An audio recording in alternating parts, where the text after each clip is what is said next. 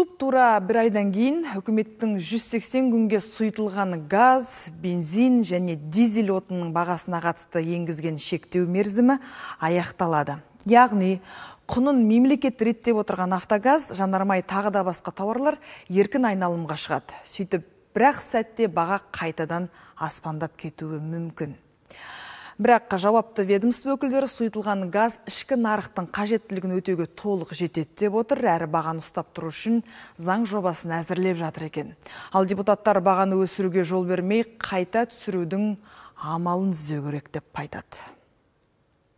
Сұйытылған газ бен бензин бағасына қатысты жарияланған мораторий бір айдан соң күшін жояды. Сөйтіп, мұнай өнімдерінің құны қайтадан еркін айналымға шықпақ. Бұл жағдай бағаның күрт көтерілуіне себеп болуы мүмкін екен. Энергетика министрі мемлекеттік органдар бөлшек сауда бағасын реттей алмайды деді. Әрі сұйытылған газ тапшылығы да автогаз құнына айтарлықтай әсер етеді. Айтуынша, қазір бұл салада өндіріс көлемі артып жатқан жоқ, себебі әбден тозығы жеткен зауыттар жиі бұзылады. Сәйкесінше өнім көлемі де азаяды.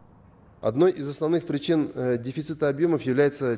Тапшылықтың негізгі себептерінің бірі көлеңкелі экспорт болып отыр, салдарынан елге автогаз жетіспейді, баға да негізсіз өседі. Ал дәл қазір министрліктің сұйытылған газ айналымы мен экспортын бақылауға құқығы жоқ. Сондықтан автогазды ілеспе жүк құжаттарын рәсімдеуге міндетті тауарлар тізіміне қосу шаралары қолға алынды. Сондай-ақ сұйытылған газ сататын жанармай бекеттеріне деген талап күшейтіледі.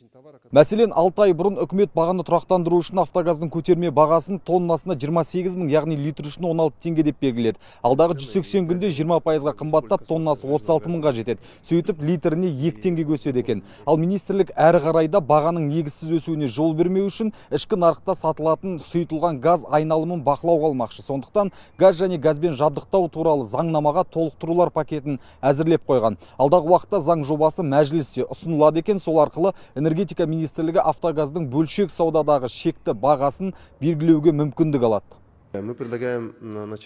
Біз алдағы 6 айға тыйым салуды емес, бақылау енгізуді көздеп отырмыз. Яғни біз көтерме бағаны белгілейміз, бірақ бөлшек сауданың шекті құнын бекіте алмаймыз. Ал келесі жылы заң күшіне енеді. Сол кезде ғана бөлшек сауданың шекті бағасын заңнамалық түрде белгілей аламыз.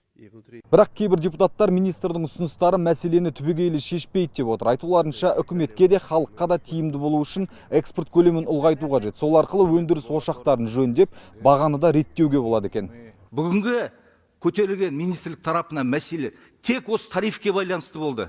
Біз өзіндік бағадан төмен сатып жатырмыз дейді. Сол кезде қайда болды? Баға 3 есе кетіп қалған кезде, 120 теңгеден сатылған кезде